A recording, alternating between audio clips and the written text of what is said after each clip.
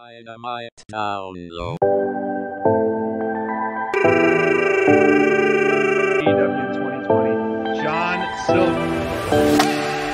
Special event, as you can see, SPD. For a smashing good time.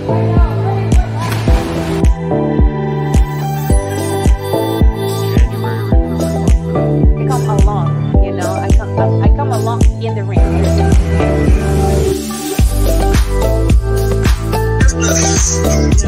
I mean, I would not want to hear that. I would not want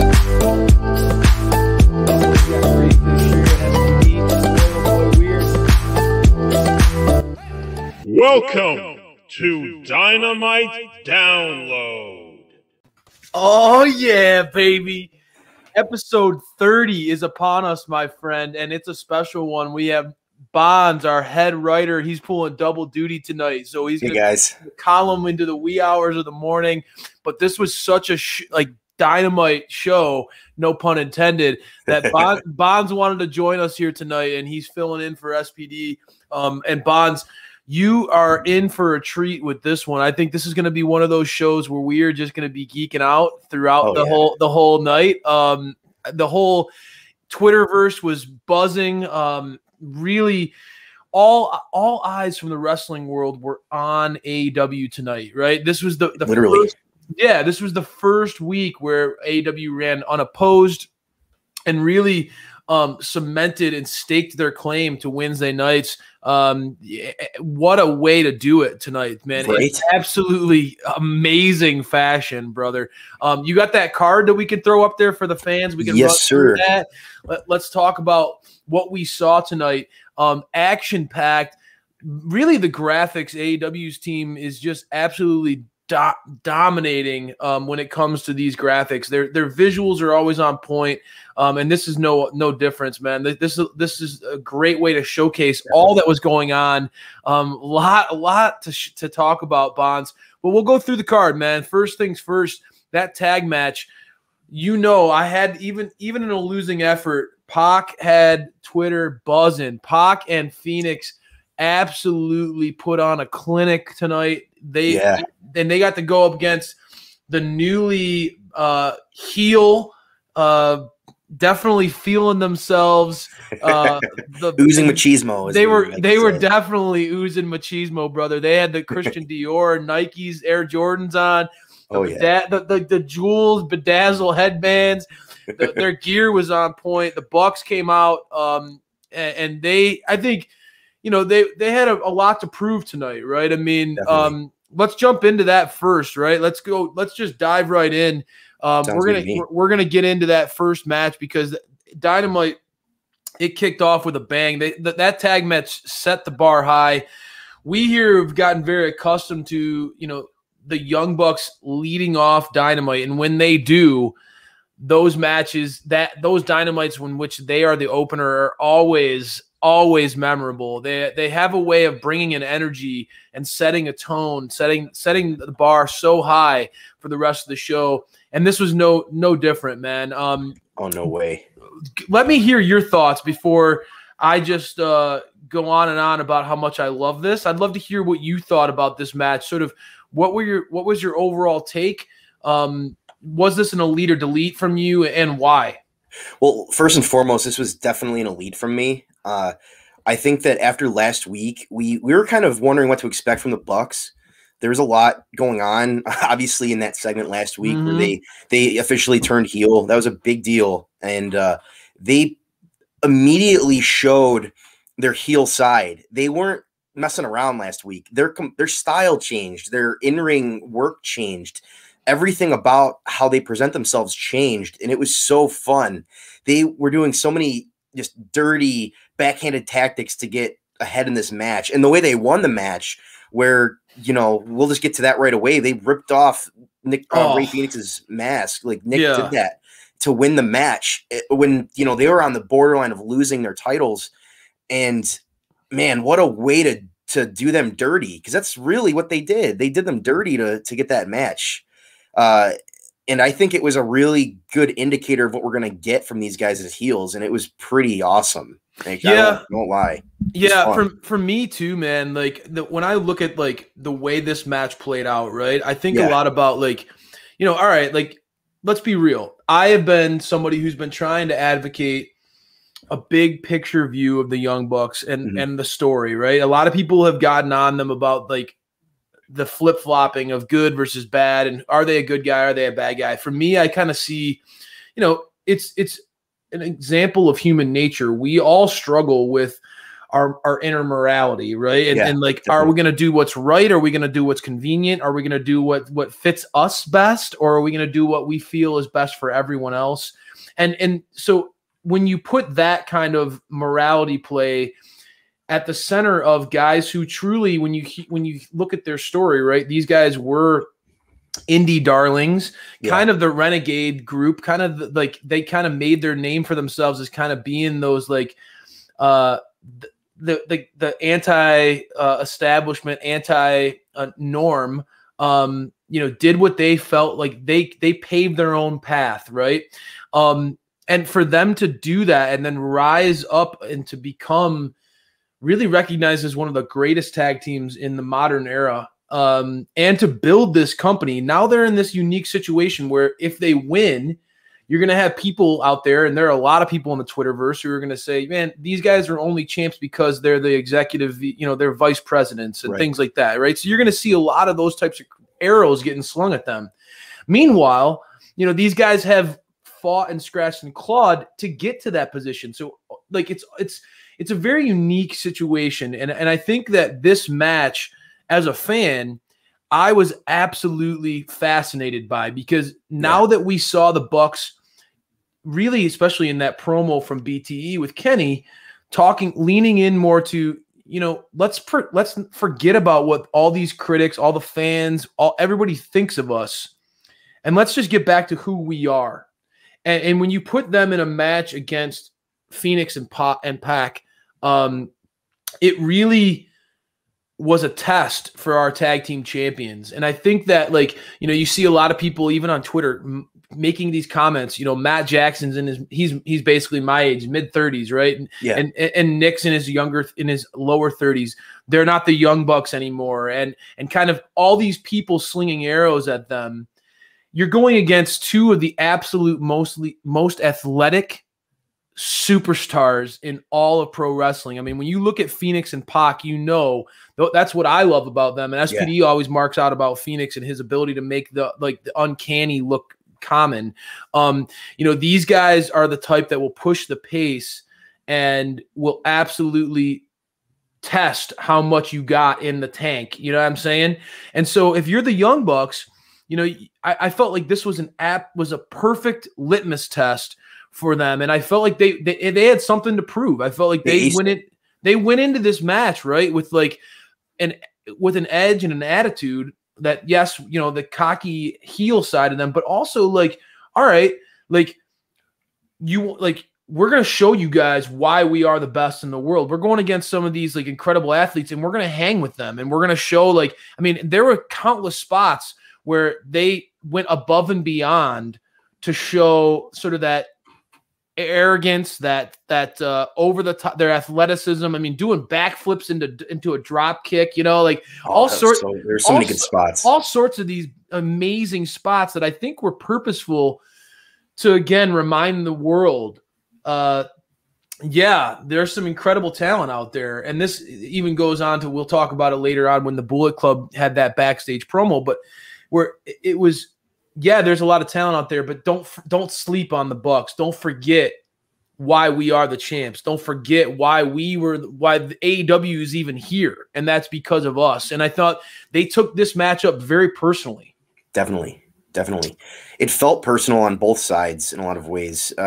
They wanted to go out and prove themselves, and I feel like Pac and Phoenix, they wanted to go out there and prove themselves as well as somebody who deserves to be those champions. And there was a couple moments where it looked like they were going to win, and it felt like it felt really close a lot of times. And these guys just beat the hell out of each other. It was what I really enjoy about both of these teams is that they can do these awesome high flying spots that are so entertaining and cool and unique. And they can also just batter their opponents and make so many things look painful. Like when Matt was just raking Pax and Phoenix back, like kept doing that.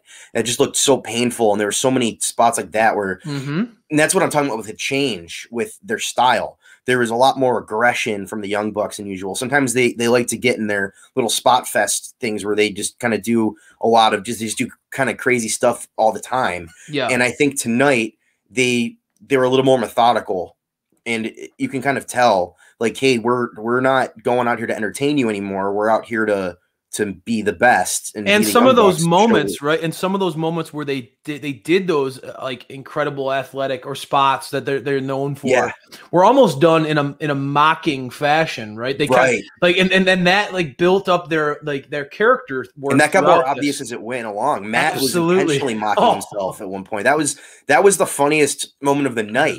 Yeah, he intentionally like was doing his own stuff, ribbing himself in a lot of ways, which you don't ever see stuff like that. But he went that extra mile, and he was apparently ribbing the fans based on what they said later too. So it was a really cool, just really fun match. I enjoyed it a lot. Absolutely, man. And both these teams really send a message to the locker room, right? I mean, we were out here watching it, but I mean, AEW did a great job of showcasing, all the, you saw Jungle Boy and Luchasaurus out there. You saw a lot of these tag teams in the crowd, Butcher and Blade, watching this match, and they got to see a treat, man. I mean, this was an absolute showcase. I feel like all eyes were on this match. In the wrestling world, but I think also I talk about all the time, the AEW tag division is so deep. And now that Pac and Phoenix have, I really was rooting. I'm rocking my Pac shirt again. I was really rooting for that title change. I kind of had a feeling it wasn't going to happen based off of all the shine and the work that's going on with the Bucks characters right now. But I really believe that these two guys, Pac and Phoenix, deserve gold at some point in AEW. I really think that they're two of the best wrestlers on the planet.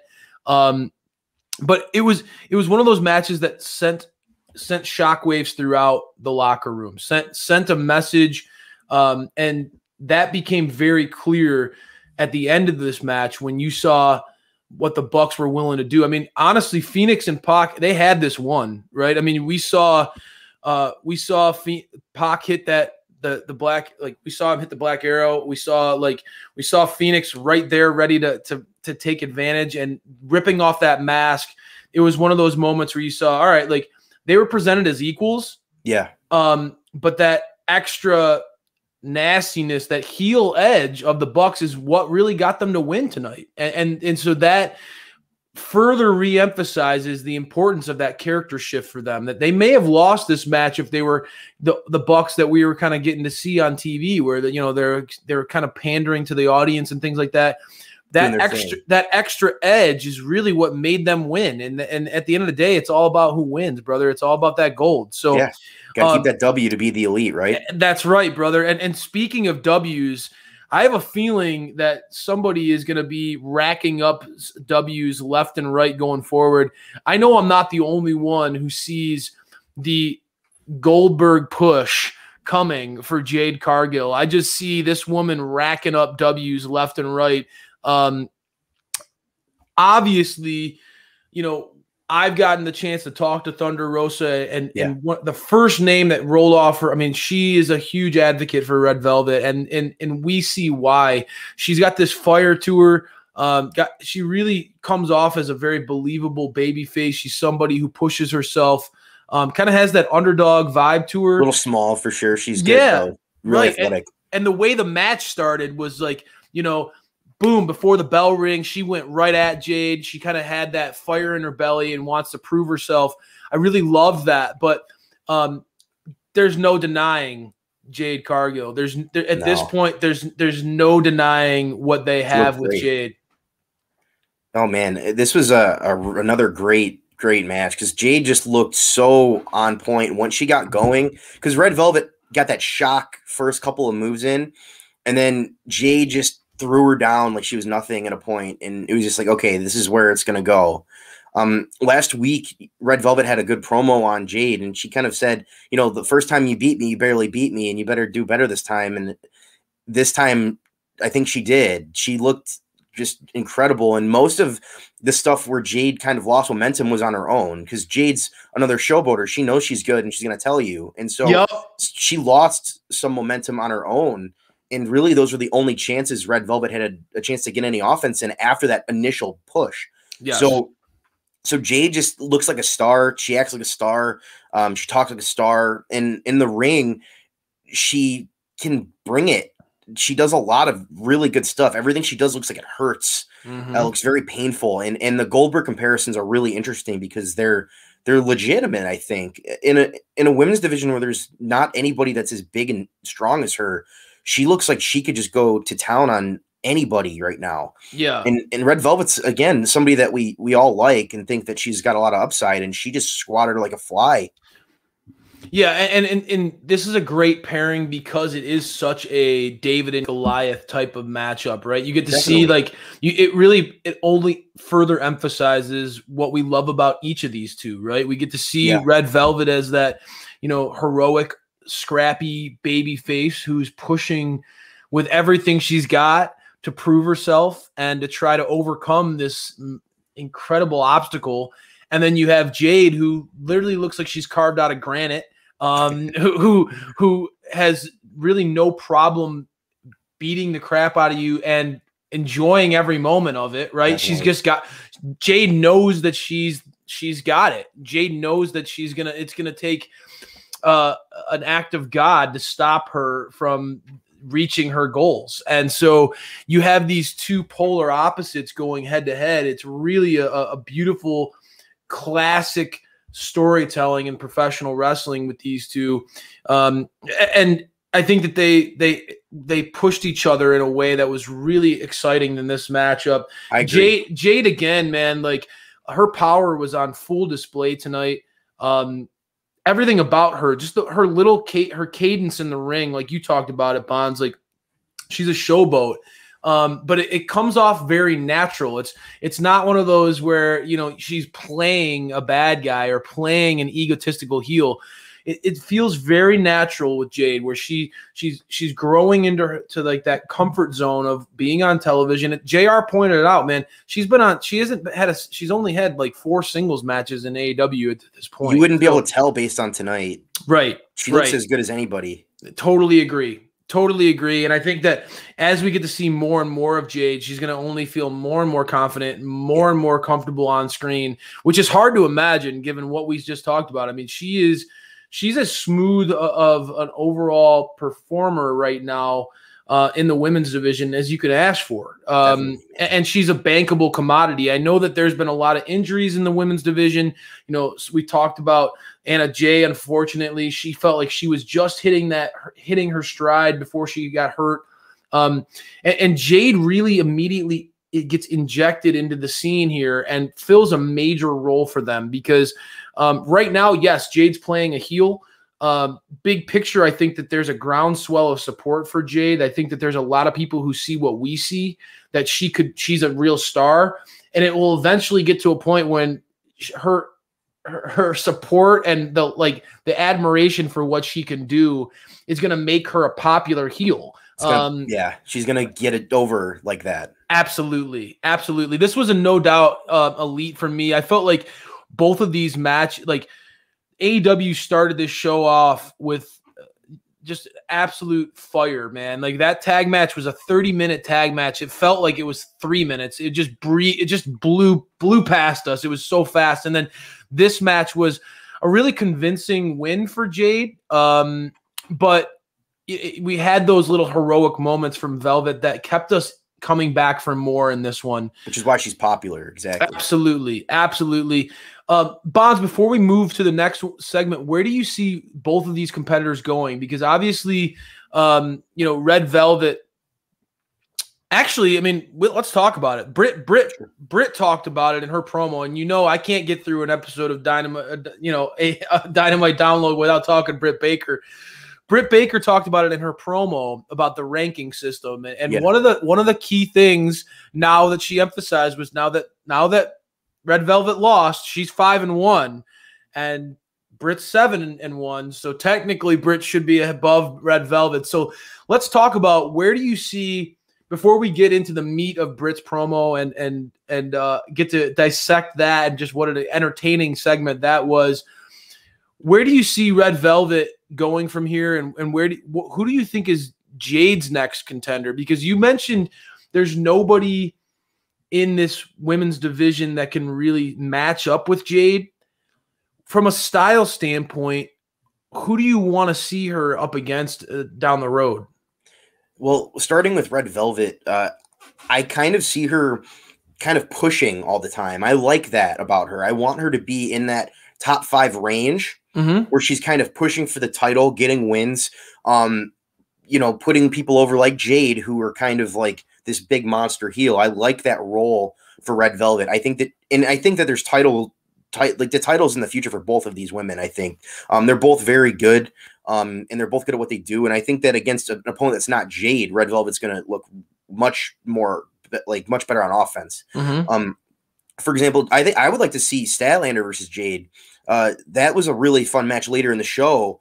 And obviously, Chris is a good face now with the best friends. Like, I think that could be a really fun match because they're both powerhouses, exactly. And that's something that there aren't a lot of options for powerhouses against somebody like Jade. And if you really want to legitimize her even more against somebody that's more veteran as well, you could do that and have 2 bigger opponents against each other, which would be really fun.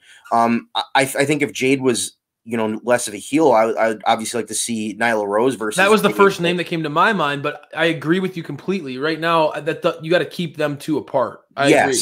Plus, those are your two bankable heel women in the company. Like, you have to let them do their own thing, and I think that's very important.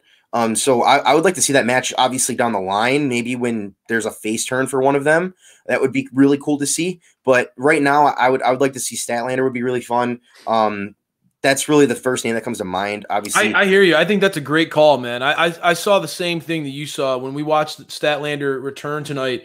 It's been a while since we've seen Chris in action, and she looked absolutely incredible. And you nailed it with Red Velvet. I think that she needs to continue to be in the mix. She kind of has like that Daniel Bryan vibe to me, where she kind of got that continuous underdog. And that's the money. Having her be in the chase, having her be that underdog who you want to see get over the hump, and just that as fans only builds the more she gets knocked down, right? You want to see her get back up and see her get back into the mix of things. So I think you nailed it, brother. I think that's spot on. All right, well, now that we got into that, bro, let's talk about it, right? Britt Baker is clearly, she had a great week, 2-0 this week, and she is now officially 7-1 in 2021. And she made a very convincing case for herself to be the number 2 contender, soon to be, as she pointed out. It's only a matter of time before Britt becomes the AEW Women's Champion. I think all of us have been chomping at the bit for it. Nobody more than me and the Dynamite download. We have been firm advocates for Britt being the absolute face of this division and for becoming the world champion. I believe personally, this is another example. I have said it for months on end now. Britt is as bankable of a star in the entire company as it gets, regardless of the women's division, men's division, tag division. Britt delivers every single time you see her out there. So for me, I was dialed in, but I want to hear your your takeaway from that promo, because I honestly think that Britt brings the fire every single time. And what I love about Britt, and I said it to SBD, is although she's a heel, right? She uses her smarts to her advantage. She's not cutting these cookie cutter promos, bro. Like, she is clearly an intelligent observer of what's going on in the AEW landscape. Yeah. And it's so hilarious to me, this subtlety in which she, subtlety or maybe not so subtle, but I've loved how she laid on how these very now that she loves the ranking system, now that, you know, she's buying into it all. I just felt like it was very well delivered from Britt. Obviously, we're going to see Ty Conti versus Shida next week. So there's a lot for us as AEW fans. You know, is Shida going to lose that match? And do you have Ty Conti become the top dog? Or because Ty is a believable babyface, and Ty is really, I feel like, one of the most improved wrestlers on the entire roster this year. Yeah. Or do you save that dethroning of Shida, who is the longest reigning champion in AEW history? Do you save that dethroning for the DMD? And in that regard, make that moment that much more special? What do you think, Bonds? So to get back to your first question, I completely agree with what you said. This is a great promo from Britt. She's so good at her delivery. She's such a cocky, just funny, entertaining heel, and she's so good at saying things that if you said it in a different way, she would be a face. Like, she'd be the good guy in a lot of ways. But the way she says it makes her just she's a jerk. And it's great. And I love that about Britt. She's so good at being that character. Yes. And she's a role model. And she's like, I'm a role model. You should like me. You should want me to be the champ. Even, you know, that's what's great about her. Yes. And she's right. You know, she's had some great matches. I think that her match with Thunder was one of the best matches of the year. And she deserves to be recognized as somebody that's in that range for the title and eventually the champion. I would love to see her dethrone Shida, I think, more so than Ty, just because once Ty gets that push, I want to see Ty have it for a little bit. But Shida's been the champion for so long, and she's only had, I believe, 2 matches this whole year, which, you know, that's kind of unfortunate. And I'd like to see Britt kind of get in there and maybe dethrone her over Ty, just because if there's 2 people that can beat Shida, then you kind of cheapen that title reign long term.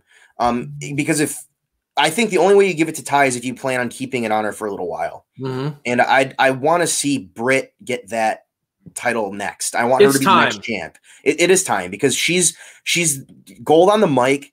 She's great in the ring. There's nothing negative about what she does.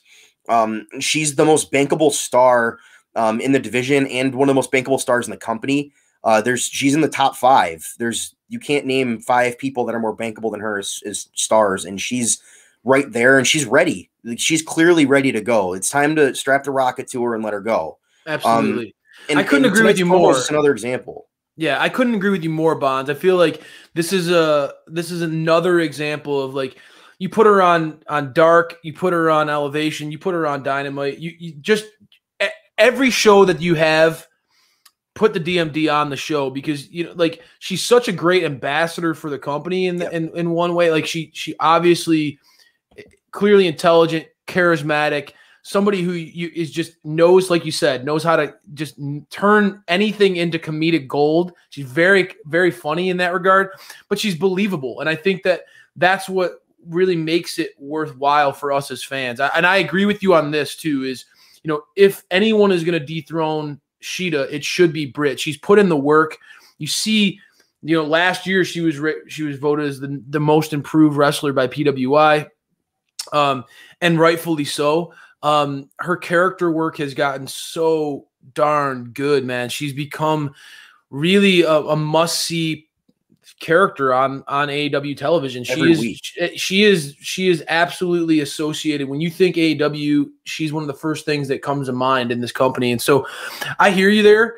And I think that, like, you know, through that build of that feud with Thunder Rosa and Britt, we got to see another side of Britt. We got to see, like, what she's willing to put herself through. We had to see, like, everybody agrees Thunder Rosa is amazing in the ring. She's a fighter. She's a scrapper. That woman trains like nobody's business. She sets the bar very high for her competition. And, you know, we saw, if you can't hang with Thunder and you're not going to last long in AEW, you know, and we've seen some things that happened recently where that took place. Britt hung with Thunder and then some. I think we talk about it. Give it her all. Yeah, we talk about it all the time, bro. Iron sharpens iron. That feud was such a great example of iron sharpens iron. Just a perfect babyface, perfect heel going at it. And at this point, we got to see Britt is not just a great promo. Britt is a great worker in the ring. And you can count on her to really carry some incredible matches with other talents throughout this division. For Sheeta to be the longest reigning champion in AEW history and Britt to take that off of her, so many fans have been clamoring for Britt to finally get to that. Just give the belt to Britt already, right?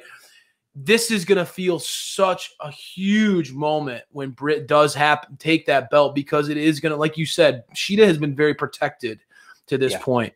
So I'm excited about that. I think that there's a lot to go, a lot of star power on the horizon. That said, man, there's another guy out there that I think that, we talk about star power. We talk about somebody being protected. I think Anthony Ogogo is somebody that, when I listen to this man speak, when I see this guy, the way he carries himself, he kind of has that star swagger to him. Very much reminds me of a Jade, reminds me of a Britt Baker, kind of has that natural confidence.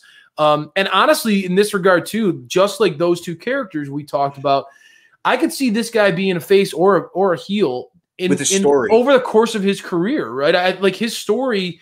You and I were talking a lot about this today, that interview, that segment that came out. And I'll let you kind of dive in on this one, because I felt like you and I both were very impressed by the backstory of Anthony and his journey to this point.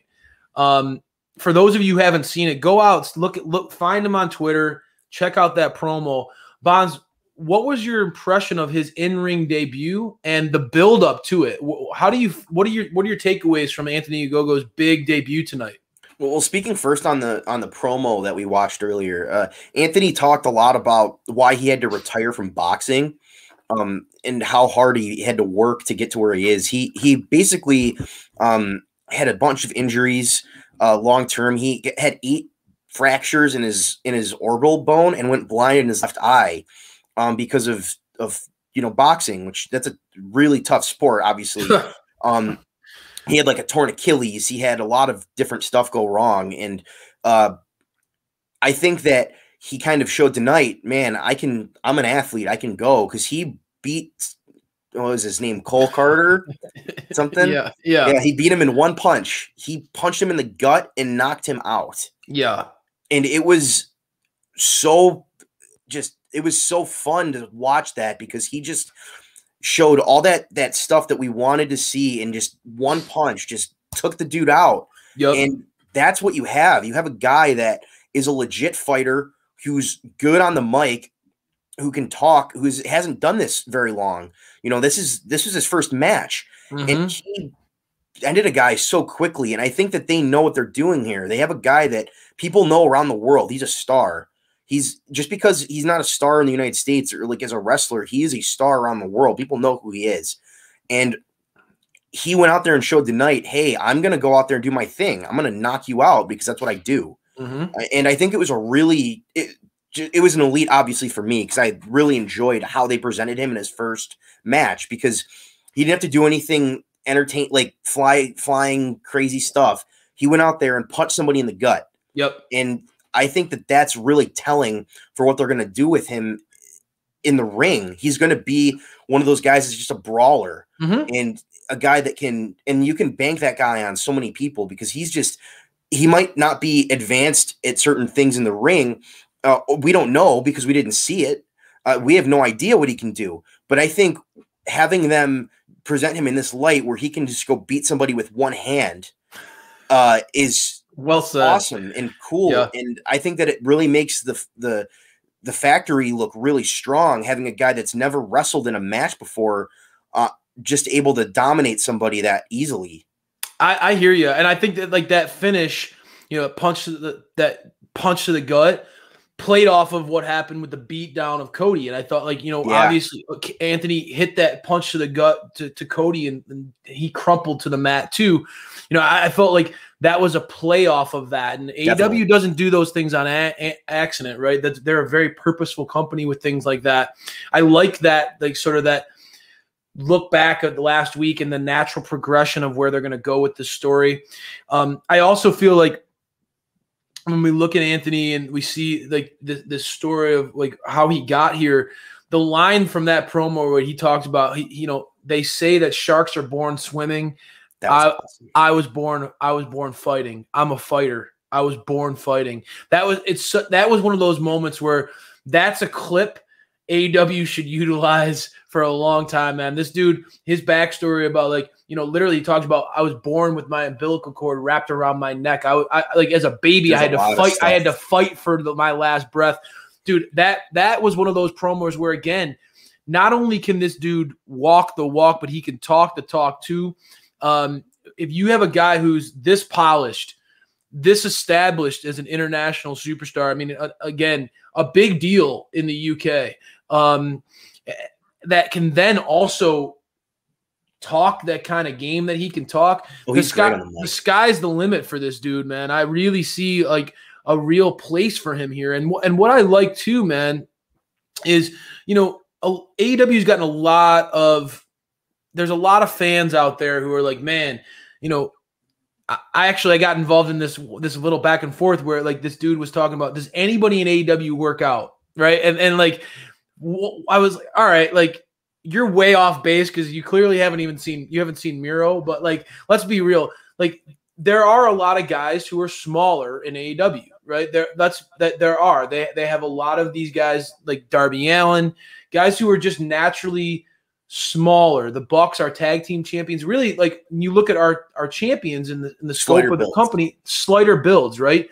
There is a need for a guy like Anthony to quickly interject himself into this roster, right? You need guys like him who aren't doing a bunch of flips, who aren't like these big showmen who are just doing this acrobatics and stuff off the top rope and all that stuff. You need those brawlers, those big, strong, bad dudes who will punch you in the face, punch you in the gut, knock you out cold, and leave you laying, and who is believably a brawler who will just punch you and knock you out without second thought. That's the type of guy that is missing in the AEW landscape. We talked about how Jade is such a needed piece of the puzzle for the women's division, that there's not many people like her in the women's division.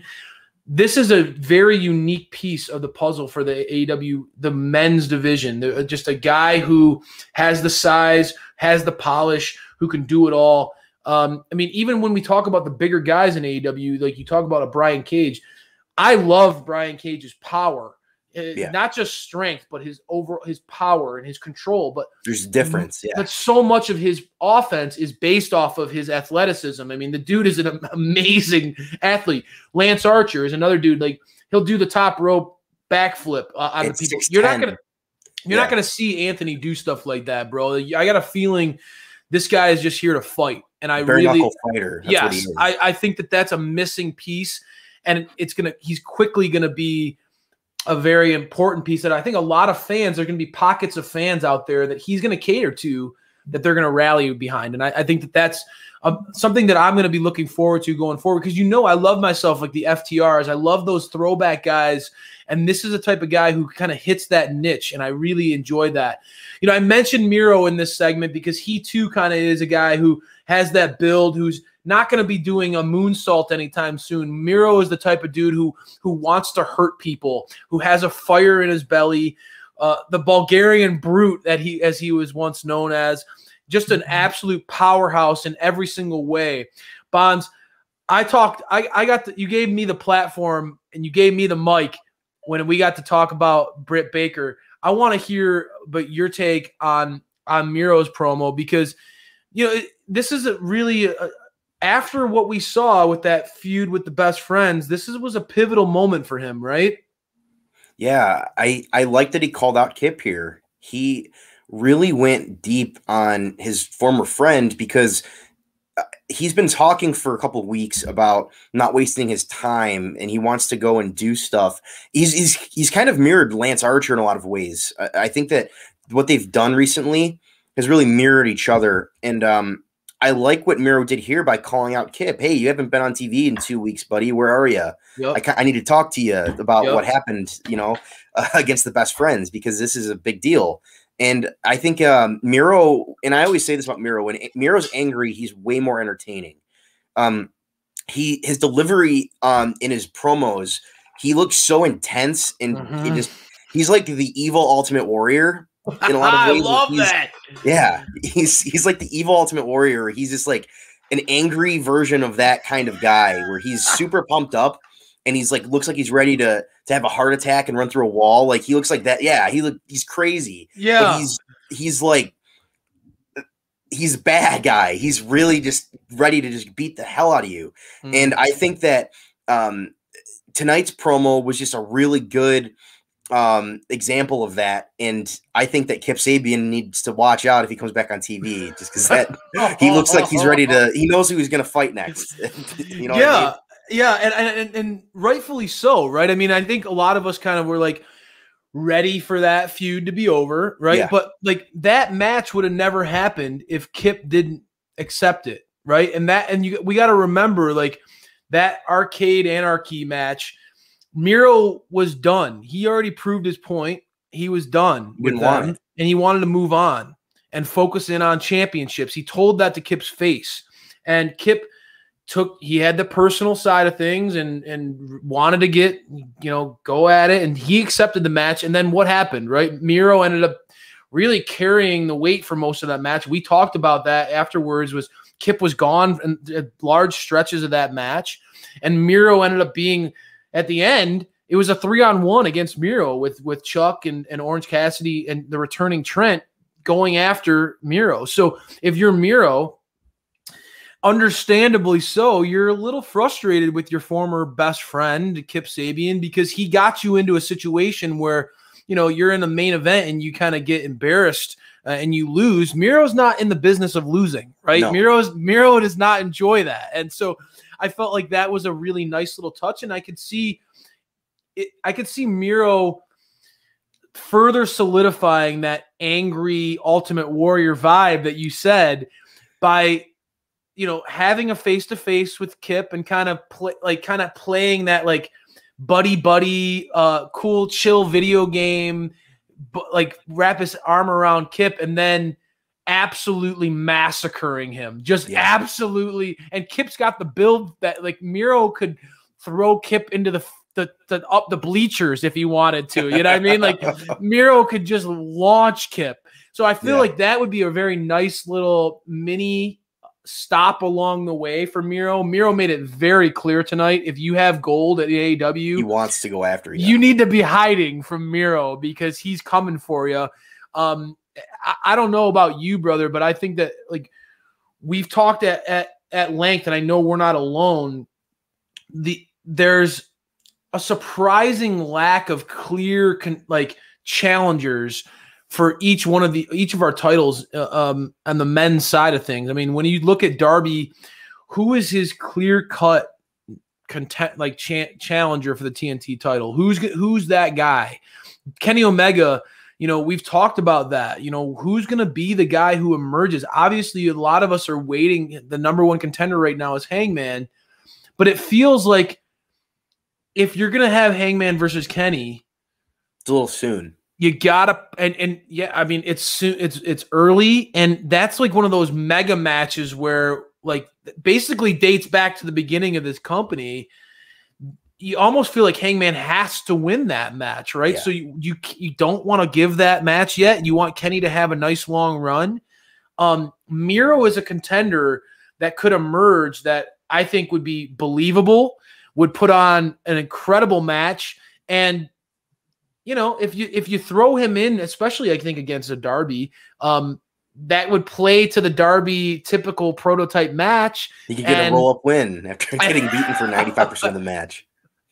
So I am with you on Yeah. the trajectory of Miro. I think that there's a lot of exciting things about this guy, and I like this presentation of him. I think that the Jim Cornettes of the world are gonna, and that's a bad word around these parts. That's worse than the F word around here. But I think that those kind of critics will have to retreat a little bit, because it's been easy to pick on AEW's presentation of Miro to this point, right? Like he's kind of been like almost like he's collecting a paycheck without having motivations, clear-cut motivations. And now that he's made those motivations clear, and now he's got that fire in him, I still have moments when we talk Miro that I think back on that battle, like after that battle royal and all the like the chaos that just the brutality. I want to see that Miro. I want to see the angry Ultimate Warrior. Here we're going to campaign for Miro to embrace that side of him. We need some of that. He does. We talked a lot about promos throughout this night and big star making moments with Agogo and Miro's thing. But when it comes to promos in AEW, there are few, and really in the scope of wrestling, that can do it like Jericho. And let's get into the Jericho, Mike Tyson, MJF, all of this. There was so much. I love how this is a narrative that kind of interwove throughout most of the show. Yeah. Like different segments. When we started off with MJF and Tyson, tell me, Bonds, what stood out this week before we get into the actual match? Because I think there's a lot we can dissect when it comes to Dax versus Jericho and what played out there and their styles. We'll get there. Let's talk about the buildup of this feud, because Blood and Guts is less than a month away. What were your thoughts on the segments leading up to this match and sort of the overall Pinnacle or the Pineapple versus Inner Circle? And then I'll let you kind of lead into what you thought about the match itself. Okay. Well, the show opened with MJF and Mike Tyson. That was actually the first segment of the night. We thought we'd just mix it all together here to talk about everything, since it was kind of all-encompassing throughout the show, and which I loved that, by the way. But MJF in the first segment kind of was saying, hey, you're not really buddies with Chris Jericho. You want to be my friend. Like, we're the Pineapple. You want to be part of our group. And then as soon as Mike Tyson said, I don't want to be your buddy, MJF made fun of his tattoo on his face, which was one of the funniest lines of the night. He goes, you know a lot about regrets. Look, if you look in the mirror or something like that. It was a really good line. It was, and because Mike Tyson, when they were in the screen, his tattoo was sitting there the whole time, and so you knew that Max is going to make a joke, because that's what he does. He does. He finds the low hanging fruit and just goes after it. Yes, chomps he does. down, and I think that was great. And obviously Mike Tyson's an intimidating guy, and you're one of those, those heels that he's kind of a cowardly heel sometimes, MJF. And, when Mike Tyson puts his hands up, you got to kind of be careful. And Mike Tyson did that. And I like what Tyson's doing in this. I think that he's not getting involved really in the matches all that much, but that's good. I don't want him to be Iron Mike knocking everybody out. He did end up getting involved later on, but not to a really, obnoxious degree. I think that he did what he was supposed to do, and it was really, really good. He did his role really well. Mm-hmm. And then the second promo, which was I believe the third segment of the night, it was really quick, like that first two back to back. Like it was Jericho and the rest of the Inner Circle talking with Mike Tyson, and he was like, and Jericho did a really good job of explaining how he made up with Mike and a lot of other people after what happened with Pinnacle. Jericho said he called a whole bunch of people that he really made angry at him and apologized. And the first person he called was Mike Tyson, and that, they're on good terms now. And it was a really much needed good way of explaining what was going on, because last week, if it would have been kind of confusing if you didn't know what was going on, because the last time we saw Mike Tyson on AEW, he was, wasn't he beating up Chris Jericho? So it's like, there's a lot of stuff that they had to kind of go and really fix. And I think Jericho did a good job. Even last week when Chris talked, he said, hey, I had to apologize to a lot of people, including the fans, and I've done that. And it was just more examples of what he's doing to get back in the good graces of a lot of people after really doing some dirty stuff when he was with MJF, and even a little bit before that. There was Inner Circle weren't these good guys like they were now. not nice guys. Completely different. Turned John Moxley blind in one eye for a while. With the I mean, yeah, absolutely. They were There's some bad dudes. Stuff. Yeah, absolutely. And leading into the match, like this was just a couple good promos to go into an awesome match. I love Dax lately. I think he's been great. And I think that this match with Jericho, both of these guys can go. Jericho looks great right now. I think this was one of the best matches on the card tonight. They really did a good job. I don't know, man. I can't really say anything negative because there wasn't anything negative to talk about. These guys are both workhorses. That's a good thing. Yeah. Right. It's hard to talk about their match because it was so technically sound. And, Mike Tyson was the special enforcer. And there were points where they were trying to get weapons involved. And the first person trying to get weapons involved was Jericho. And Mike Tyson took it away. And he said, like, I'm going to call this down the middle as the enforcer. I'm not going to let this go on. Cash was there as well, and so was Sammy. And Cash, got a good old Mike Tyson to the face. Oh my God! And that's going to be feeling that for a little while. That knockout where his arm was like stiff. Like Cash sold that like $1 million, man. That was such an amazing moment. Everybody on Twitter was going nuts. Oh yeah, he went limp like a fish. he was done. And it was like, oh man, that's how a lot of people probably felt back in like the 80s. There's probably a lot of people feeling that way. When Iron Mike was in his prime. It's funny you say that too, because that's really funny, because that was one of the funniest moments too. MJF is really funny, bro. Like, yeah, MJF mentioned like, hey man, I don't really know you that much, but my dad told me that you were really cool at one point back in the day. This is like really like genuinely just little funny digs like that, and so. Like a backhanded compliment. He's the king. Yes, he's so good at those little things, the backhanded compliments. I'm going to say to me that like I felt like I was most out of all these matches. Obviously, the tag match I was geeked out for the most, but this match was one of those matches where I felt like could be low key, just for pro wrestling fans. Could be one of those matches where you just really appreciate what was going on. And I think that like this is an example of like SPD. I've gotten him on board with FTR. He was slow to come around. But to me, I feel like Dax has very quickly established himself as one of like the true pros on this roster. Like this dude is a workhorse. This guy is dedicated to his craft. He cares about the little things. He does, and that's what they made this match so great. Is when you see Jericho and Dax they have both approach things the same way. They pay attention to the little things. And you listen to Jericho on the Broken Skull sessions with Stone Cold. It's one thing to be able to perform moves and to be technically sound, but to be able to know the nuances of a performance, to know where the hard camera is, to know, how to make those certain moves feel a certain way, convey emotion through your face and your body language and things like that. Both of these guys study the art of professional wrestling in a way that really, this is one of those I feel like you people need to go and watch. And obviously there's a lot of background noise and it's easy to get distracted. I like, Cash was in there, like, popping left and right anytime Dax was hitting a big move. I love that his reaction when he got the near fall on Jericho after that, like, slingshot power bomb, which was really, really nice. That was that was a great spot. Very cool spot. And Dax is quickly, like, he's brought back the Brain Buster, which is one of my, like, that's a sweet move. If you go back and you watch this match and you try to just focus in on the back and forth between these two professionals, it really will, I think it's going to highlight what just good, technically sound professional wrestling can do. You don't need all this other stuff going on. If you just dial in and focus in on the nuances, the little things that make professional wrestling work, you got an A+ performance out of these two guys, man. I thought this was an absolutely excellent showcase. I was geeked out to see it, because again, I'm such an FTR fanboy.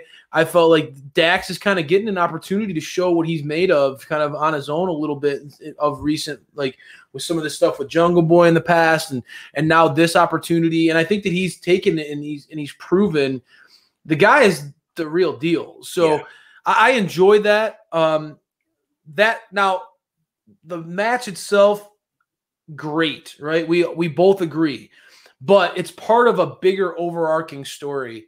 Definitely. And again, Blood and Guts is coming up. It's the beginning of May. That we're gonna see these guys go like head to head in the gang warfare, right? I mean, it's gonna be like. So, what are your thoughts, Bonds, about the overarching story of the Pinnacle versus Inner Circle, and what do you see happening in the weeks to come? Because there's only a very short period of time that they can do to build up this feud going forward. What do you think about the post-match brawl? Well, I think it's clear that these guys hate each other more than any other stables right now. The match itself was very brutal in a lot of ways. Jericho was going after Dax's, he had a cut a couple weeks ago from the assault, and he was going after that. And there was like, these guys want to hurt each other. And I think that there might be some stuff that happens in between. Like, you might see people get knocked out of this where they're not all involved in the match by the end because of injuries or stuff like that, where guys are going like full go at each other because the brawl afterwards, again, these guys don't like each other. These guys are trying to hurt each other. They're not trying to beat each other. They're trying to hurt each other. That's why they're going to be in the Blood and Guts. It's why it's that kind of match. It could have easily been just a tag match or something. They could have done something just random. Right. They wanted to have a match where they're going to hurt each other. And I think that through the next couple of weeks, we're going to see an escalation of what they're going to bring to the table. We're going to see maybe we'll see some TLC. Maybe we'll see some other stuff leading up to that, because tonight, again, I think that they were both incredibly aggressive. And I think having the workhorses in a lot of ways start off this feud. And this is the match I talked about it on Flights and Fights a couple weeks ago. The match I wanted to see the most was Dax versus Jericho out of this. And I think that it was great that it was the first one, because they kind of set the bar at a really high spot. And we're going to see more of this because, I'm sure we're going to see Hager and Wardlow again. I'm sure we have to see Cash now, because Cash got punched out by Mike Tyson.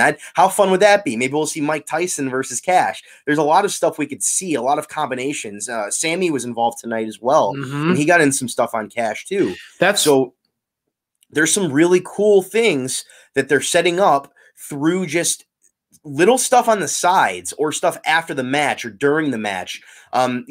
They all came out and started brawling at the end of the match. Essentially, it wasn't over yet. They were all like, the whole Inner Circle and Pinnacle were just beating each other up on the stage, and they want to go. All of these guys want to this. If they could have this match tomorrow, they would do it. That's how it feels. I agree. I think that they're going to continue escalating it in that way because it's necessary. Because again, Pinnacle is a brand new team. Pinnacle has been around. They haven't been around for a month. Yep. And I think that they need, obviously, Jericho won the match tonight. I think that they need to pick up a couple wins. I wouldn't be shocked if Pinnacle wins the majority of the rest of the matches leading up to it, just because you kind of have to balance things out a little bit.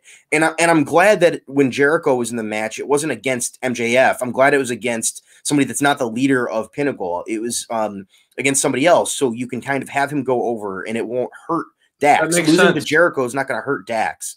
You know what I mean? Not at all. Very true. And it was a great match on both sides as well. So they're both, because he pushed Jericho in a lot of ways. He had a couple near falls towards the end where it's like, oh man, like, because I think we all expected Jericho to win the match, but going into it, we're like, oh man, like this is really close here. These guys are going back and forth the whole time. There wasn't really any long stretches where either guy was in control for very long. Maybe outside of the beginning, Jericho had a nice little foot on Dax, but there wasn't really a long stretch of, and you'll see that in AEW matches sometimes where somebody's in control for large portions of it. But in this one, you didn't see that, and I think that that's kind of be what happens throughout this feud is you're going to see a lot of back and forth where it's these guys just kind of going at it. They're not really losing ground on each other. And the endings are going to be kind of like tonight where it kind of comes out of nowhere, which is cool. I like that they're not going to have these kind of standard matches where, somebody will get go and then there's the comeback and then there's the maybe the second comeback or something. That's not going to be that way for these guys, because I think that they're kind of mirroring each other. Presented as equals, right? Yeah, they're equals. And I think they need to remain that way, and keeping them that way in the build is going to just make Blood and Guts even more entertaining when you see who goes over. Mm-hmm. I think that, very well said in that regard. I think, there does need to be, for me, I would dial back a little bit on all of these guys fighting each other every single week, right? Because you do want to save some of that for the big moment, right? So obviously, to me, lean into the strength that you have with the promo work that you got with these guys. I mean, MJF and Jericho can do on the mic as great as anybody in the business. SPD always says that you got those two guys on the screen together. That's gold. I think that lean into that a little bit. I always say that the one thing for me, I know there's a lot of people who have different opinions. I think that the one thing AEW could do is sometimes less is more. So dial back a little bit, make us want to see those two teams go at it. I think that this type of matchup, having those one-on-ones, is interesting. I think you talked about Cash and Sammy. There was some seeds planted tonight where you can see maybe that happening. I desperately want to see, before this feud is over, I have to see FTR versus Santana and Ortiz. It has to happen. I'm begging for it. So maybe you have that kind of thing play out. But I think that it would be smart if you slow play it a little bit when it comes to the all out, everyone fighting each other, beating each other up. Every week. They set the bar very high with those beatdowns that they've already established, right? Like when the debut of the Pinnacle happened and they left Jericho bloody and beaten, that was amazing. And then when the Inner Circle came back, and that beating that they gave the Pinnacle was one of the most memorable moments of all of AEW for me. So you've already established that gang warfare and what those two teams will do to each other when they're in the same proximity. They're going to tear each other apart. Yeah. Forcibly separate them a little bit. Forcibly keep them apart a little bit. Let us fans want to see that at Blood and Guts. Slow play it a little bit. So I agree. That said, we're talking gang warfare here. We're talking about some of the elite factions in AEW. We have to talk about the elite. We have to talk about the Bullet Club. These guys had immediately at the beginning of the show, they set the tone. The tag champs remained the tag champs. They beat my favorite wrestler in the world and Phoenix. They beat them. And the ways of Kenny and Don Callis seem to navigate through the waters pretty well. So that backstage promo where they were out in the parking lot, again, I really thought that Kenny's promo on BTE was so excellent. And then a lot of those vibes that he talked about in that BTE promo about being true to who we are. We're not changing. We're not changing. We're just stripping down all the extra stuff that we tried to build into. Oh, we got to worry about the fans. We got to worry about, are we being fair to the locker room? And oh God, we don't, we got to give other people an opportunity and a chance to shine and all these different things. They stripped all that away, got back to focusing in on being the elite, being the best in the world, and not apologizing for it. I thought that was Kenny's main message in that promo. I know that you're a big fan of what Don Callis can do. We're going to talk a little bit about this one, and then we're going to segue into another promo after that. But this Don Callis, you are such a fan of how he's been able to manipulate things and kind of have that Carney vibe. What do you think about this overall promo, man? It was great. It was another just spot on, man. I think that these guys they have the right people talking. first of all, like Don opening up the promo is brilliant because he's, in my opinion, he's the best talker in this stable. He's so good at just setting up those tee shots for everybody. He can just do it. And I think that Kenny really did a good job as well when he kind of transitioned and was able to say, we don't care about what you guys, like the fans, we don't care about what you guys want. We read what you guys say on the internet. We watch your little podcasts. We watch your little Dynamite downloads. Yeah, baby. We know what you guys are saying, and we don't care. We're here to win. We're here to be the best, and it doesn't matter what comes from it. And I think that that kind of mirrored what they did in the ring earlier in the match or earlier in the night. When they had, your feelings are hurt. Yeah, oh no, you're crying. Yeah, it was great. Like there's so much of that in the match to start the show that it was really cool that they kind of continued that and almost explained themselves in this promo. And Matt also talked as well, and he's doing the same thing. They're all echoing the same sentiments here. They're saying, we don't care about the fans anymore. We don't care about the locker room anymore. We don't care about any of you people. We care about our little group of people being the elite. And they're doing such a good job of conveying that every week in every promo. Like Don Callis earlier was even on commentary, and I love when he joins commentary because he adds so much. He's so entertaining on commentary. He just, his little comments, he doesn't say a lot, but when he called Excalibur a mark for the Young Bucks today, and he's like, oh, you were a mark for the Young Bucks for all these years, and now you don't like them anymore. Like, what's going on, Excalibur? Like, there's a lot of stuff like that where he does these little digs at stuff, and he's doing digs at the fans now. And once you start doing that, you're really going to make the people mad. And it's going to be really fun because there's going to be a lot of back and forth online. These guys are all big on Twitter. Kenny goes well on Twitter. The Young Bucks, after they did changed John their bio. Moxley, yeah, dude. Like after they did John Moxley dirty last week, they were like, "Oh, sorry guys, don't ask us about this emotional moment." Like that was such a funny their tweet was so calculated and hilarious. And I was the second that match was over, I watched or I looked at that, and I know it was a delete for me last week, but I loved the aftermath almost more than what they did itself. I think the aftermath is great, and I think tonight they knocked it out of the park. Where last week I was kind of confused and I didn't understand what was happening at points. This week I completely understand what they're doing, and I really like what they're doing and the direction they're going.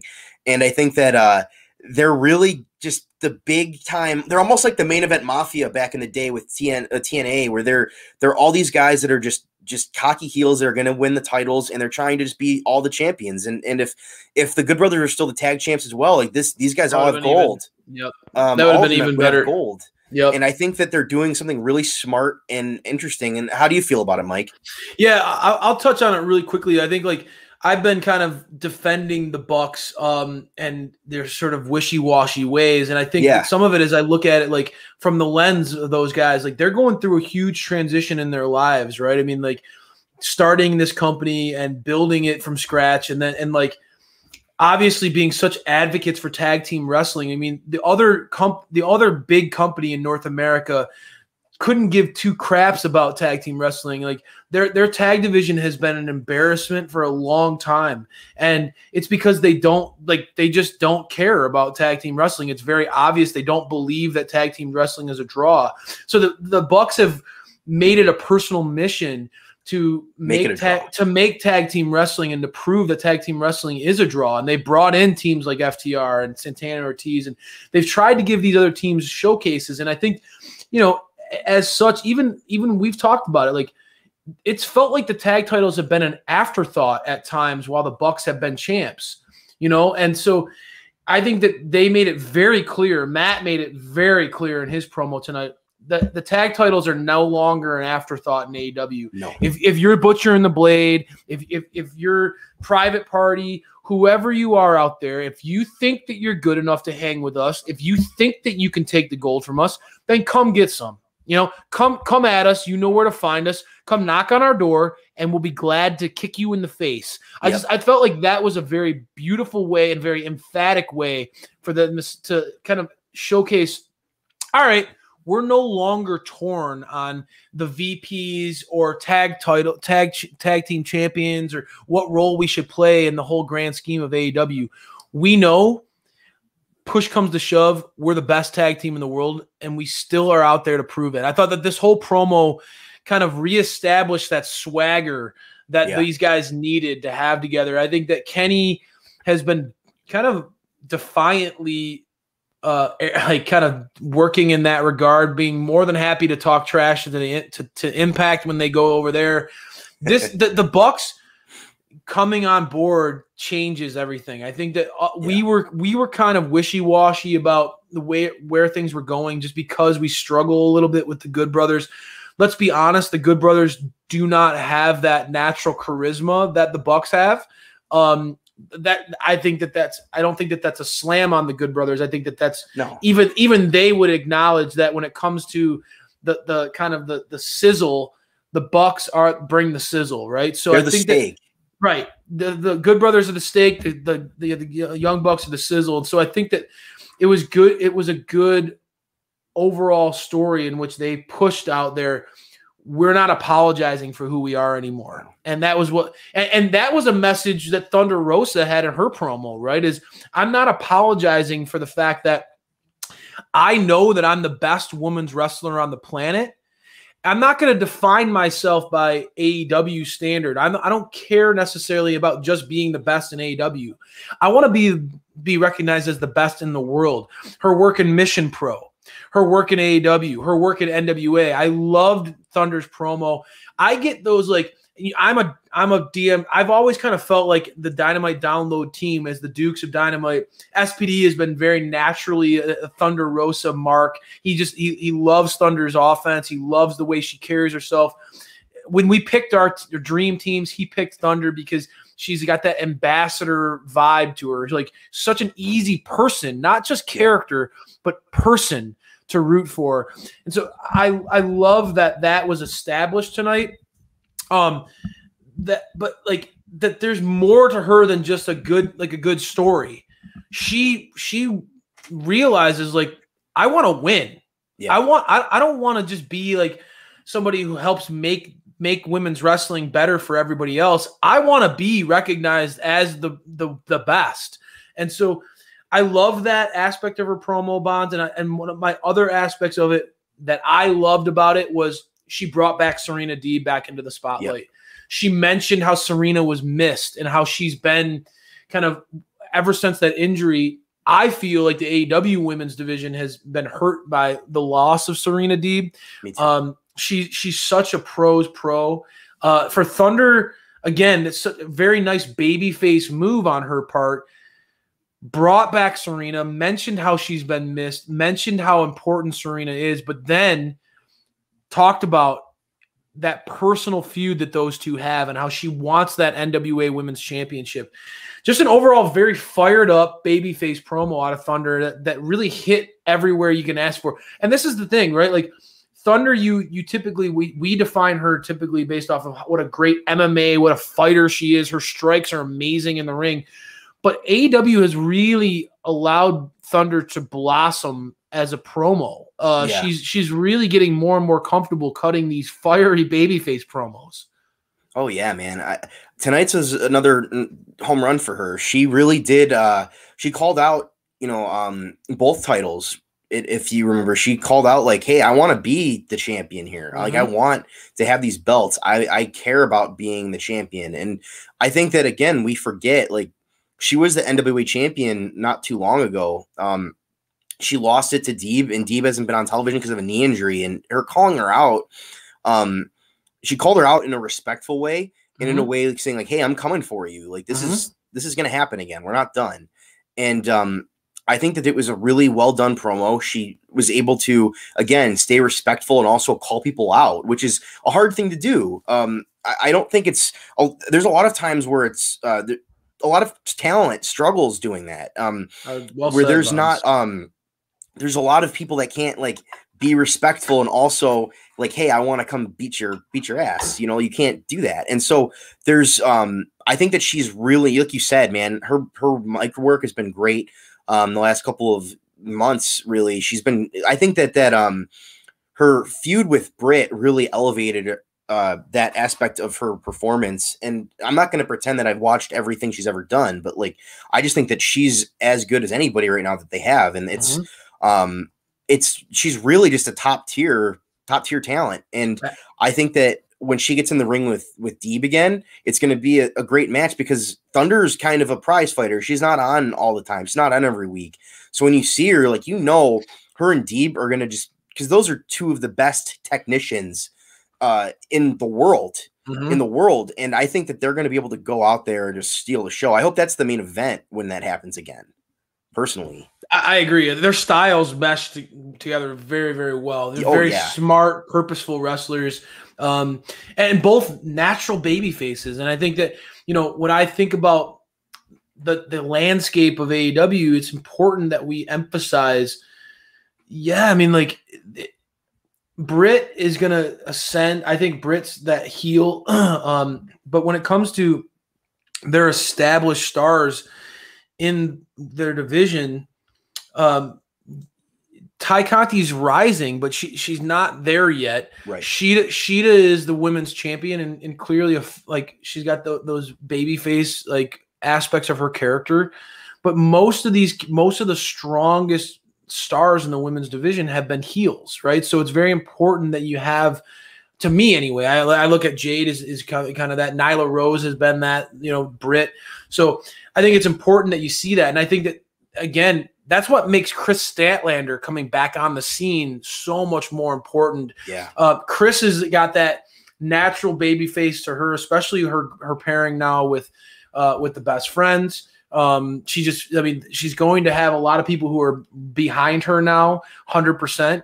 And I think that, again, having Statlander injected onto the scene once again in the women's division gives a nice, credible talent on the face side that you can count on, who's got that powerhouse vibe to her. I think that, AEW's trying to build some stuff with they're on Dark, and I see that happening. They're really getting behind a Killian King is an example of somebody who's a little taller, a little bigger build, but has that baby face overall vibe to her.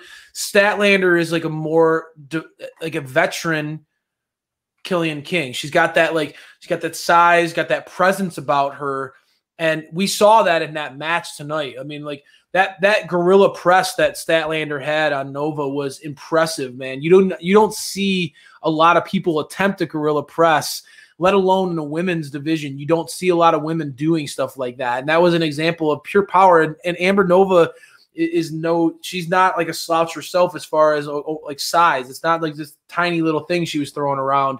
No. Statlander looked incredibly impressive in her in-ring return tonight, I felt. Oh man, I agree. It's been a year since she's wrestled, and she looks like there was no rust.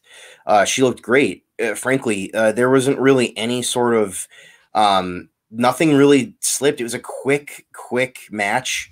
I think that she was able to, she booped the referee. It was great. It was funny. I like her coming out with the Best Friends. Yeah, I think that Orange Cassidy having his theme attached to her is going to be really good at putting her over as well, because I think his entrance now is so awesome, and so having that stable just attached to her is just going to help her out. Just get over. And I think that they really did a good job of saying hey, she's going to be dominant, because she was. This was this was one-sided. This match was very one-sided. It was all her. It was a glorified squash. Absolutely. Yeah. Much like the Agogo match earlier in the night. It was a one-sided glorified squash match, which is what she needed after being off of television for a year. You needed to establish, hey, this is somebody that before she got hurt was on the up and up, who was, going to be somebody that they really liked. And now she's still that person. We're going to not have her lose or even look bad against somebody that's not in her league yet. And I think she's not going to struggle to put away. Right. Yes. Yeah. She went in there and she kind of said, hey, this is still my yard.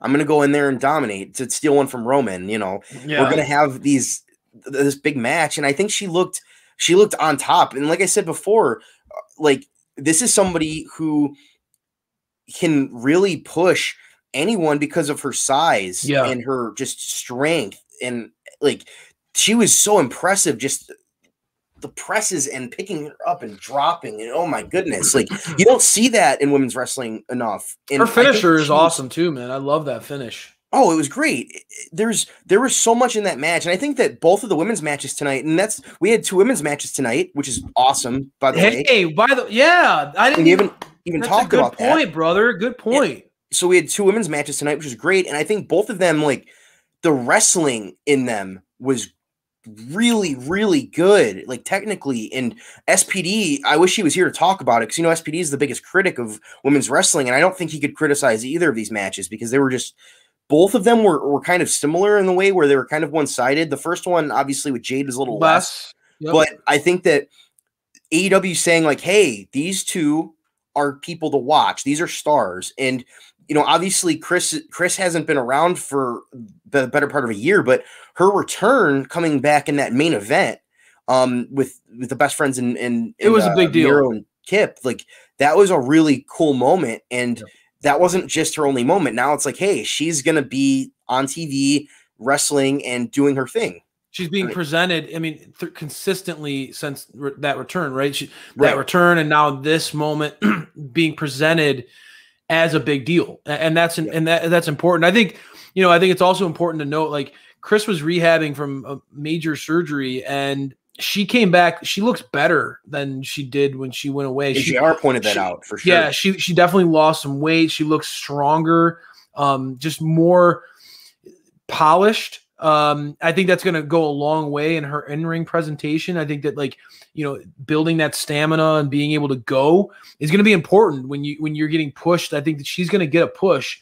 You're going to start going in these matches with these, like, for her to be at the top of her game. You could see it. Statlander came back and she looks razor focused, man. She's just absolutely dialed in. I agree with you too, man. Like, pairing her up with the best friends and Orange Cassidy, such an over babyface group, it immediately adds credibility to her being that big deal that you talked about, right? It's just not to say that she, that a woman needs a man or whatever that, right?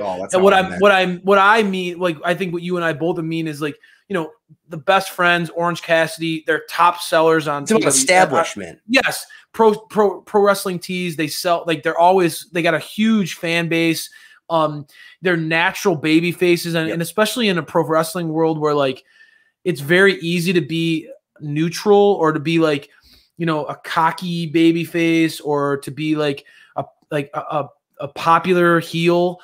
They are through and through, like, true good guys. They're easy. They're always good guys. They're relatable. They're fun to watch. They're the ones that you're going to gravitate to. And so latching onto that group and having her be a part of that, like you said, their entrance song, it almost feels like that song fits her more than it fits her better than it fits like the rest of the crew. Just kind of like that outer space, kind of like interstellar vibe to the song. It's kind of got that groovy sound to the Pixies song. So I don't know, man. I think that this is an important development for the AEW's women's division. Not only having Statlander back, but having her back in such an impressive fashion. She looked really good tonight. I have a feeling that they're going to bring back, obviously, I think Penelope Ford's going to want some revenge. I don't know if you're going to, like, allow that feud to bleed into each other again, like with Kip and the best friends and all that. AEW might want to keep them separated again, but after Penelope got that plexiglass to the face, I think that Penelope would be a nice match against. A one-off match for sure. Yes, and I think that, Statlander could get that W against Ford. Penelope has not been presented as a championship contender at this point. I think that Penelope's very talented in ring. I think that, like, again, I've said, like, she's got the look, she's got the style, and I think that she can go in the ring. I think those two would be a nice one-off match where you could get Statlander another W, and this time against somebody who has a name and who's recognizable, and you continue to build her momentum. So I like where they're going with the women's division. I think the women's division, it's wild because it felt like the women's division was in the back burner for so long, and the tag division was up front for so long. And now I feel like the women's division has really emerged as one of the focal points of the show. And they have a lot of talent. I mean, there's a lot of women on this show that I want to see get more opportunities. So I'm really excited about where they go from here. But when it comes to excitement, and it comes to stuff that I know that you look forward to each and every week, Taz cut a promo tonight, buddy. And I know that there's nobody on this roster that you enjoy hearing talk more than that shitbag, Taz. I love that when he laid that line out there for Christian. I laughed so hard. Listen, shitbag. That was awesome, man. So I know that you had to be smiling ear to ear with this segment. I thought that like this one, it was such a home run segment. Yep. Christian and Taz did not pull punches on each other, bro. No, this was well, to start, there was a 2-segment split, and they were back to back though. So it was still pretty much one thing. There was just a commercial break in between. So Taz basically called off Ricky Starks and called off Brian Cage, which is interesting. He called both of them off for confronting Christian to ask Christian, hey, we offered you a spot in Team Taz. Are you going to join us or not? Mm-hmm. That's what was going to happen. And so he basically said, hey, Brian, stay in the back. Ricky, you stay in the back. You guys, your tempers are going too much at each other here. We can't have you mess this up for us. Only for him to immediately mess it up. And when he goes out there against Christian, he immediately says, Christian, you left me hanging. You didn't text me. What are you doing? What are you doing over there, Christian? And asking him all this stuff. And it was great. And Christian immediately says, oh, I'm glad you're standing on the stage so I can stand eye to eye with you, which was a great, great good. Just rib from Christian. Yep. And then Taz brought up his money. He goes, oh, did you earn those money in the bingo halls, Taz?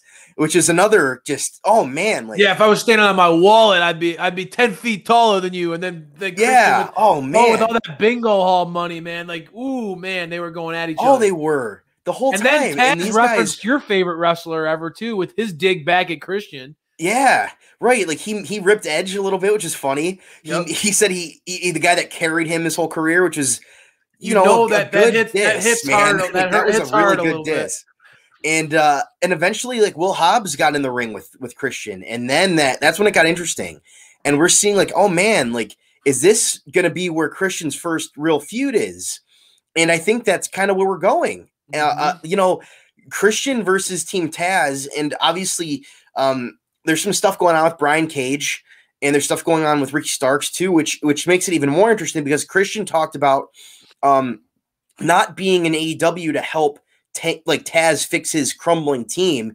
He's in AEW to win titles, and so there's a title that is part of Team Taz, and there's something, and obviously Brian Cage had some problems with Taz and Ricky Starks. So there's some really interesting stuff being planted here. We don't know where it's going yet. I think it's too early to tell. This is only the second time they've interacted. And this is the first time it got physical because before, obviously last week we were like, okay, this is probably not going to lead to Christian joining Team Taz, but I wonder what this was going on here. And I think that this week we saw like, hey man, Taz has his next mark that he's going after. He's his next target. Like, and it's whenever he has a target, it's either join me or I'm going to beat you up. Right. Like, that's how it was with Darby. That's how it's been. Like when he doesn't get what he wants, he's very mad about it. Yeah. And I think that this week, I love seeing Hobbs get in there. It's felt like forever since he's been involved in a match on television. And so having him get involved with Christian and just decimate him like he did was very, very good for him because he's needed to. I think the problem with Team Taz at some points is that, Will Hobbs is like the enforcer, but Brian Cage is the same size or bigger than him. So it's like Will Hobbs's role in a lot of ways is kind of mitigated, and having him splitting off, like having Cage splitting off tonight and letting Hobbs be the star. I agree. Was a really good move, and it was able to legitimize him again in a lot of ways. Because he's been on Dark and he's wrestled other matches, but he's not been presented on television for people that only watch television. There's a lot of the he's in the top. He's in the top 5 of the rankings right now, and like to your credit, he's not on Dynamite regularly in competition, and like, so that's a very good point by you, and just the way in which he was presented tonight, I think that you nailed it. Like keeping Cage backstage, it really allowed Powerhouse Hobbs to be a powerhouse, to be the powerhouse. And I mean, to his credit, he nailed it. I mean, the slow lowering of the mic on Taz, when he was holding it, just the slow, quiet lowering of the mic, the slow walk down the ramp, and then just the absolute beating that he gave Christian. And, like, I know that there's some fans out there who were, I thought it's funny, but Christian didn't have any friends to come help him. He didn't, it's so, but he's going to learn very quickly. He might need some backup when you go against Team Taz. I mean, Darby learned that lesson very fast too, man. Darby was getting ragdolled by Brian Cage, literally getting dragged in body bags, and he needed some backup to help. I think it's gonna be one of those scenarios where is he able to fight through this on his own? Now that Team Taz is showing chinks in their armor, can Christian be able to navigate this by himself? Or is he going to have to get some help? And does that help come from within Team Taz? I mean, like you talked about, Brian Cage now has established his respect and admiration for veterans. Yep. He's a veteran himself. He went out on his own and gave Sting some props. Does Cage potentially see some admiration that he has for Christian? There's so many things that we can unravel here. I'm really excited to see them planting seeds like this and for it to go this smoothly tonight. That promo battle between Taz and Christian was absolutely perfect. You could not have asked it to go any better. The beating that Christian took and the way he sold it, absolutely money. It was as good as it gets, right? So I thought that was very, very well done. And it got hardcore. I mean, but no moment or segment of the night had as much chaos going on, had as much hardcore stuff going on as our main event, the TNT title match. Bonds, you and I, and you and SPD, we've had some chats about the TNT title. Yep. Friday night Flights and Fights, we talked at length about, this Darby Allin championship reign that he's had. What were your thoughts on how this all played out, bro? I mean, let's lay it out there. This match certainly, to me, it struggled with what I've talked about a little bit. It felt like it was overbooked a little. There was a lot of chaos going on, and that's I understand to some extent, because obviously Big Money Matt, he's got a lot of people on his payroll. In a Falls Count Anywhere match, that there's going to be some stuff like that going on, especially with Hardy. With like, I was not surprised to see Butch and Blade and Private Party get involved. But man, you had Sting come out. You had Lance Archer just decimate Isaiah Cassidy. I mean, there's a lot going on. There was a lot going on in this match. On top of the formulaic Darby Allin title match. So we've been very positive about the show to this point. I guess the ultimate litmus test for tonight's show, for how great we're feeling on tonight's Dynamite, does this hold up as an elite for you, or the main event, is that going to fall as a delete? Well, unfortunately for me, this is the only delete of the night. And it's because of the formulaic stuff. And this did feel overbooked. And it even though it was overbooked, some of the overbooking didn't make sense personally. Like when Hardy Family Office came out, Matt was in complete control of the match. There was no reason for them to interfere. They come out and interfere, and when Matt Hardy was basically in control the entire time to that point, I think Darby had hit him once or twice, and Matt was just beating him with a chair, and they come out and essentially cost him the match by getting all these other people to come out and get involved. It didn't make sense. Mm-hmm. If Matt Hardy was losing the match to that point, then maybe yes, come out and help him. But Matt was in complete control throughout the entire match. And we've talked about this with Darby, and I think this was another example of that. And I think that the stipulation on tonight's match was to protect him in that way. Yeah. Because we've talked about, he's getting beaten up for 90% of his matches and then doing a couple moves at the end to win. And it's getting very old. And I thought that because it was the main event, I was excited. Oh man, maybe they're going to do something a little different with this one. And the fact that it was Falls Count Anywhere and weapons were able to be involved, I was like, okay, you're opening up Darby a chance to get more offense in. This is great. Perfect opportunity for him to get more offense in. And he didn't. Yep. It was the same exact match with weapons in it. Yeah, and especially for me, coming off the heels of like Matt Hardy's promo on Dark, where he was like, I'm gonna show you how extreme I can get. And like he did, and he did, but it would have been really nice to see Darby match that and yes, he had some big moments with the baseball bat clearing the announce table and going buck wild with that. The last spot was great, but the coffin drop. There wasn't enough of that stuff. There wasn't enough of that, right? Like, it would have been beautiful to see Darby. Like, you and I have talked a lot about this, right? In a regular match, it's very understandable that like Darby, given his build, is going to be an underdog most of his matches, and so yes, it makes sense that he's going to have to like kind of figure out ways to win in spite of getting beaten up.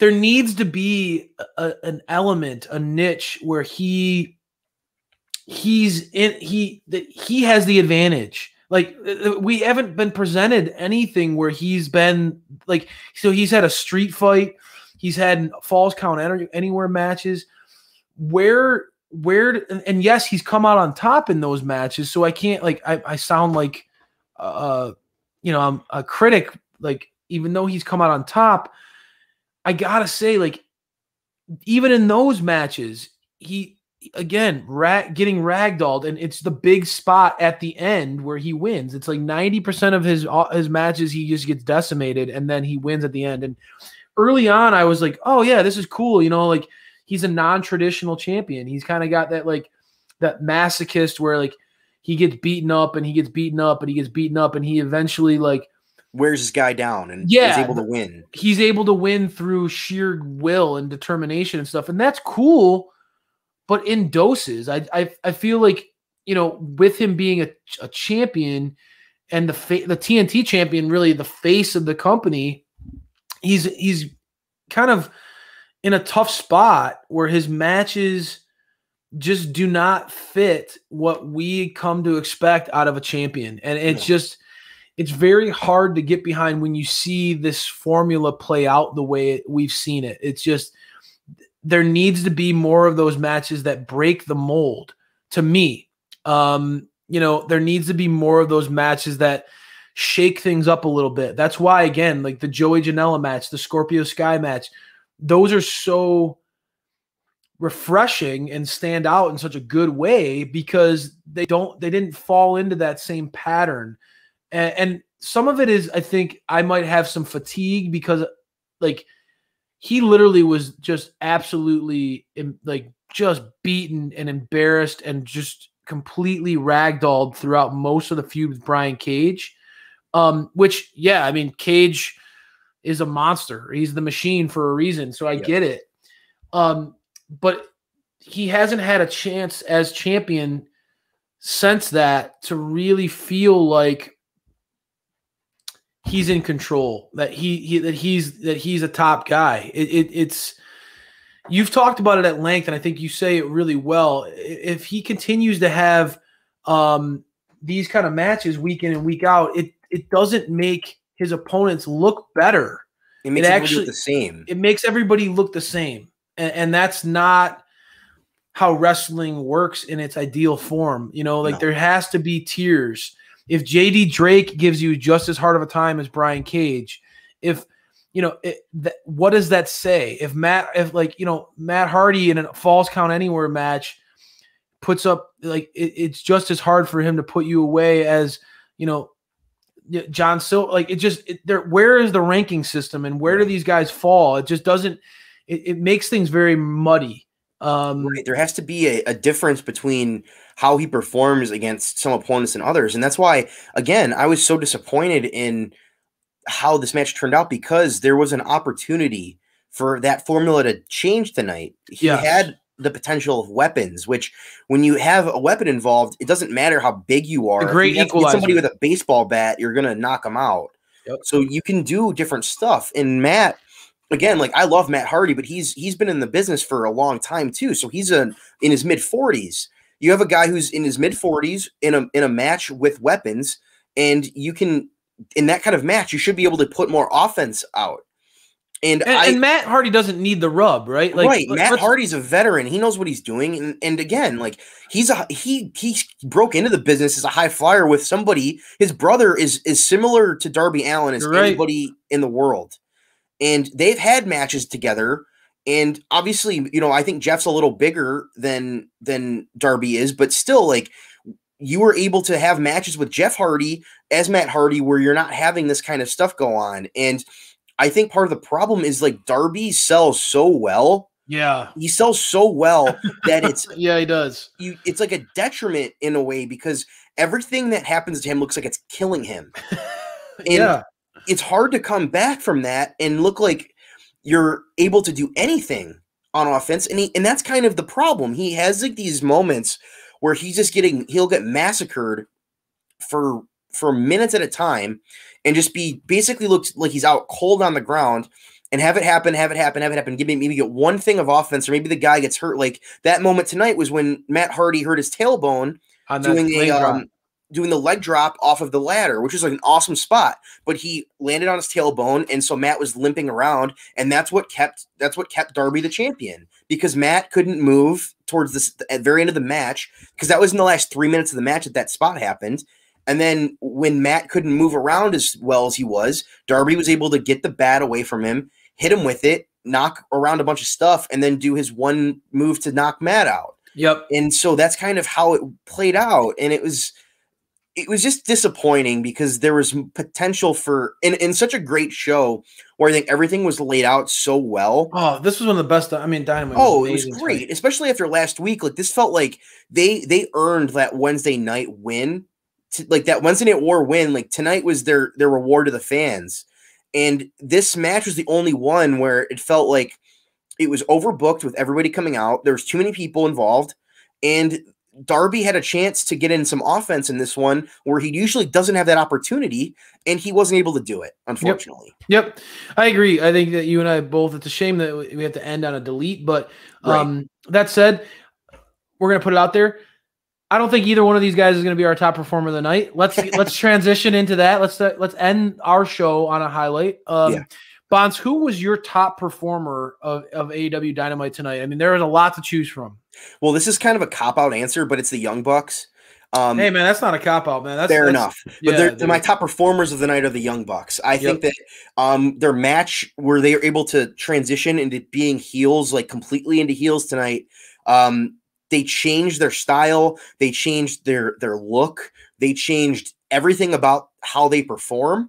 And that's hard for a performer to do. And these guys have like very similar matches. And I'm not saying they have the same match every week, not at all. But when they go out there and do a lot of the same stuff, going out and doing different stuff and looking completely different in terms of their speed, they were very methodical this week, where sometimes they go and do a lot of stuff very quickly. They were not like that. They were very different.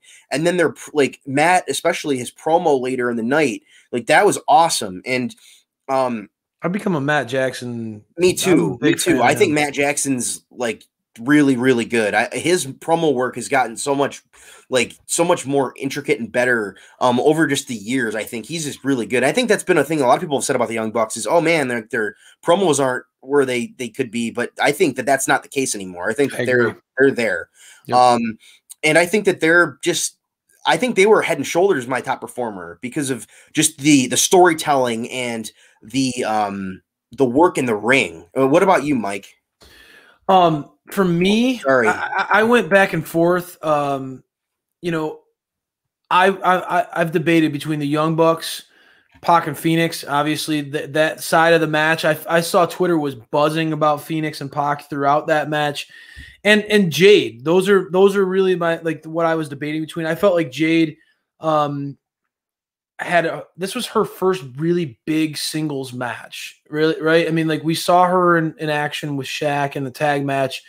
This was a big singles match for her, and she looked like an absolute powerhouse. She looked like an absolute star in this match. And there were a lot of critics about Jade questioning whether or not she was getting pushed too quickly, and that, like they had all these vignettes and these segments building up her appearance, but then, could she go in the ring? I think Jade has quickly answered that question. I think Jade feels very much like a natural in the ring. Yeah. And so I've kind of come to expect the Bucks to be what I know they are, and that's one of the best tag teams on the planet, and that's a team that are pros. They know how to be a face, they know how to be a baby, heel. They've done it all in the course of their career. They've traveled the world. And they've worked with some of the best talents around the world. And so I knew that the Bucks would hit a home run, especially when they were going against Pac and Phoenix. I thought that this was a gathering of some of the best talent that you could ask for in one ring. So yeah, I'm with you, Bonds. I want to say the Bucks, but just to be a contrarian, I will say Jade stood out to me tonight. I felt like that match with Red Velvet, coming fresh off the heels of such a banger opener, there was that even more pressure on those two women to perform and those two to deliver.